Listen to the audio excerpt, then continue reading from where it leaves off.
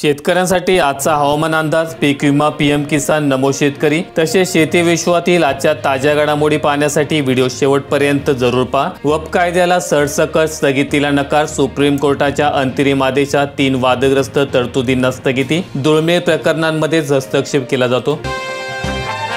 जन आरोग्य योजनेला नवी झळ आली, उपचारांची संख्या होणार 1356 वरून 2399। कर्करोगावर उपचारांसाठी समग्र धोरण तयार करावे, मुख्यमंत्री देवेंद्र फडणवीस यांचे निर्देश। 5 लाखांपेक्षा जास्त रकमेच्या उपचारांसाठी कॉर्पस निधी। एमएसपीने आंध्र प्रदेशमध्ये कांदा खरेदी, महाराष्ट्रातील शेतकरी प्रतीक्षेत। आज मुंबईत मुख्यमंत्री कृषी मंत्री बैठक घेण्याची शक्यता। आंध्र प्रदेशात कांद्याच्या दरात झालेली तीव्र घसरण शेतकऱ्यांसाठी गंभीर संकट ठरते। बाजारात दर घसरल्याने शेतकऱ्यांचा उत्पादन खर्च देखील निघत नसल्यामुळे आंध्र प्रदेश शासनाने तातडीने हस्तक्षेप करत प्रति क्विंटल 1200 रुपये या किमान आधारभावाने कांद्याची खरेदी सुरू केलेली आहे। 2520 मेट्रिक टन कांदा बाजारात, शेतकरी चिंतेत। व्यापाऱ्यांचे सौदे तुटण्याची भीती, केंद्राकडून बफर स्टॉकची उभारणी, बाजारभाव कोसळण्याची शक्यता वाढली।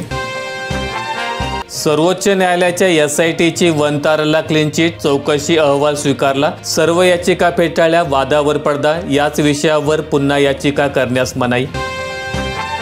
धाराशिवमध्ये पावसाचा हाहाकार, 4 तासात तब्बल 152 मिलीमीटर पावसाची नोंद। शेतीघरांसह शेतीचे मोठे नुकसान, तेरणा नदीने धारण केले रौद्र रूप, पिके पाण्यात। अहिल्यानगर, बीड, परळी रेल्वे मार्गासाठी 150 कोटींचा निधी, बीडकरांना मराठवाडा मुक्ती संग्राम दिनाची अनोखी भेट। आष्टी तालुक्यात ढगफुटी, गावांचा संपर्क तुटला, हेलिकॉप्टर एनडीआरएफच्या मदतीने 51 जणांना वाचवले। नाशिकमध्ये कर्जमाफीसाठी बळीराजाचा आक्रोश, गळ्यात कांद्याच्या माळा घालत शरद पवार गटाचा मोर्चा।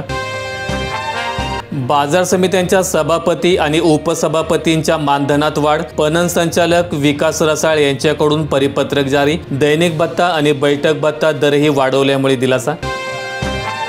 सिन्नर तालुक्यात 2 बालकांचा बळी घेणाऱ्या बिबट्याचे ड्रोनद्वारे सर्च ऑपरेशन, वन विभागाला गुंगारा, लावलेल्या जाळीवरून उडी मारून बिबट्या पुन्हा पसार। राज्यात अतिवृष्टीचे थैमान, उभ्या पिकांचा चिखल, मराठवाड्यात 15 लाख हेक्टरवर पिकांचा चिखल, परळीत 15 गावांचा संपर्क तुटला। अहिल्यानगर जिल्ह्यात 3 जण वाहून गेले, 50 कुटुंबांचे स्थलांतर, तर सोलापूर जिल्ह्यात कमरे एवढे पाणी, रस्ते गेले पाण्याखाली। प्रमुख प्रकल्पांमधून विसर्ग वाढल्याने सतर्कतेचा इशारा, पुणे जिल्ह्यात 200 कुटुंबांना अतिवृष्टीचा फटका। पशुसंवर्धन, बांधकाम आणि कृषीसाठी आंध्रच्या धर्तीवर कार्यक्रम राबवा, मुख्यमंत्री देवेंद्र फडणवीस यांनी सूचना दिल्या। सिल्लोड तालुक्यात ढगफुटी, 10 गावांचा संपर्क तुटला, तब्बल 3 तास मुसळधार, नदी नाल्यांना पूर, नदी काठावरील जमिनींना मोठा फटका। दसऱ्याच्या तोंडावर फुलांचे भाव कोसळले, शिवगंगा खोऱ्यातील फुल उत्पादक शेतकरी अडचणीत। यावर्षी जास्त पाऊस असूनही अनेक शेतकऱ्यांनी कष्टाने फुले पिकवलीत, मात्र सध्या बाजारभाव अत्यंत कमी आहेत, त्यामुळे शेतकरी त्रस्त। शेवगाव तालुक्यातील 21 गावांचा संपर्क तुटला, जनजीवन ठप्प, आसमानी संकट, कपाशी, तूर आणि सोयाबीन पिके पाण्याखाली बुडाली। संततधार कोसळलेल्या पावसाने विक्रमी 8 इंच पावसाची नोंद, नुकसानीचे पंचनामे करावे, शेतकऱ्यांची मागणी। अकलूज बाजारामध्ये देशभरातून घोड्यांची आवक, दीपावली पाडव्याला होणार उद्घाटन, ऑगस्ट पासूनच घोडे दाखल होण्यास सुरुवात। करंजीत ढगफुटीने हाहाकार, पहाटेच घरात पाणी घुसले, गुरे, शेळ्या, मोटरसायकली वाहून गेल्याने दानादान। राज्यात यंदा डाळिंबाचे उत्पादन घटणार, जून महिन्यातील पावसामुळे 10 ते 15% बागा धोक्यात। मका खरेदी न केल्याने अमेरिका झाली नाराज, 10 रुपये विकल्याने भारताशी व्यापारी संबंध बिघडले। भीमा नदीकाठी हाय अलर्ट, उजनी धरणातून 1 लाख क्युसेक विसर्ग, पूरसदृश्य परिस्थितीची शक्यता, धरण प्रशासनाकडून सतर्कतेचा इशारा। लोकसभेत फक्त 29% कामकाज, पावसाळी अधिवेशनातील 2/3 वेळ गोंधळात, सभागृहात चर्चा कमीच, वायफळ खर्च जास्त।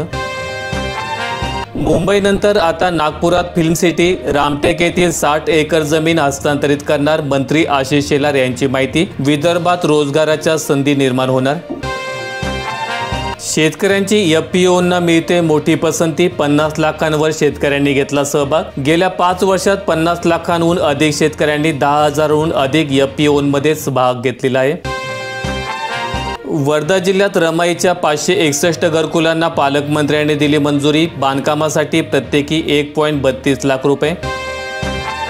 करमाळ तालुक्यात रस्ते, पूल, पिके पाण्याखाली, संकट संपेना, सोयाबीन, कांदा, उडीद पाण्यात, नदी ओढ्याला पूर आल्यामुळे वाहतूक बंद। पशुसंवर्धन व्यवसायाला प्राप्तिकरातून सूट मिळणार, प्रस्ताव केंद्राच्या विचाराधीन। पशुसंवर्धनाला देशात देणार कृषीचा दर्जा। राज्य सरकारने पशुसंवर्धन विभागाला कृषी समकक्ष दर्जा दिल्यानंतर आता केंद्र सरकार देखील देश पातळीवर तसाच निर्णय घेण्याच्या विचारात आहेत आणि या संदर्भात केंद्रीय पशुसंवर्धन सचिवांनी सर्व राज्यांच्या पशुसंवर्धन सचिवांशी नुकतीच चर्चा केली। पशुसंवर्धनाला कृषीचा दर्जा देणारे महाराष्ट्र हे एकमेव राज्य असल्यामुळे केंद्र सरकारने मार्गदर्शक सूचना मागवलेल्या आहेत। राज्यातील शेतकरी आसमानी संकटात, हर्षवर्धन सपकाळ यांनी सरकारकडे सरसकट हेक्टरी 50,000ची मदत द्यावी मागणी। शेतकरी एवढ्या प्रचंड संकटात असताना महाराष्ट्राचे मुख्यमंत्री देवेंद्र फडणवीस किंवा त्यांच्या मंत्रिमंडळातील एकही मंत्री मदत देण्याबाबत तोंडातून चौकार शब्द देखील काढत नाही। सरकारने या संकटाचे गांभीर्य लक्षात घेऊन शेतकऱ्याला सरसकट हेक्टरी 50,000 रुपये तातडीने मदत द्यावी, अशी मागणी महाराष्ट्र प्रदेश काँग्रेस कमिटीचे अध्यक्ष हर्षवर्धन सपकाळ यांनी केली। परभणी जिल्ह्यात पंचनाम्याला उशीर, शेतकरी भरपाईपासून दूर, ऑगस्टमधील नुकसानीनंतर संथ गतीने कारवाई। भर पावसातील आक्रोश मोर्चातून शासनाला आव्हान, हजारोंचा सहभाग। 2 महिन्यात कर्जमाफी न दिल्यास मंत्र्यांना राज्यात फिरू न देण्याचा सुप्रिया सुळे यांचा इशारा। बीडमधील कड्यात आभाळ फाटले, नदी नाल्यांना मोठा पूर, पुरामुळे आष्टी तालुक्यातील कडा पूर्णपणे जलमय, अनेक घरात, हजारो एकर शेतात पाणी, 2 जणांचा मृत्यू, 21 ग्रामस्थांना हेलिकॉप्टरने बाहेर काढले, मालमत्तेचे मोठ्या प्रमाणात नुकसान। भाटेगाव येथे शक्तीपीठ महामार्गाची मोजणी रोखली, 9 गावांमधील शेतकरी रस्त्यावर उतरले, आंदोलकांना घेतले ताब्यात। खांदेच्या कापूस आणि केळीच्या आगारात मका अग्रेसर, आधुनिकतेची कास, क्षेत्रवाढीमागे अर्थकारण, जिल्ह्यातील शेतकऱ्यांनी बदलले धोरण, विविध पिके घेण्याकडे शेतकऱ्यांचा कल। धाराशिवला 7 मंडळांमध्ये अतिवृष्टी, धरणांमधून विसर्ग, काढणीला आलेला मूग, उडीद पिके पाण्या हातातून गेली, विष्णुपुरी प्रकल्पाचे दरवाजे उघडले, पुरामुळे रस्ते बंद, अनेक गावांचा संपर्क तुटला। वर्गात 75% उपस्थिती अनिवार्यच, 10वी 12वी परीक्षांसाठी केंद्रीय माध्यमिक शिक्षण मंडळाचा पुनरुच्चार। समृद्धी महामार्ग बनेल ग्रीन हायवे, 10 लाख वृक्ष लागवडीचे टार्गेट, वन विभागाकडे जागेचे हस्तांतरण। नागपूर ते मुंबई दरम्यान 701 किलोमीटर अंतरावर लागणार झाडे, 5 वर्षे देखभाल आणि सुरक्षेची जबाबदारी। माहिती आवडल्यास व्हिडिओला लाईक करून शेअर करा। दररोजच्या बातम्या पाहण्यासाठी आपल्या YouTube चॅनेलला सबस्क्राईब करायला विसरू नका।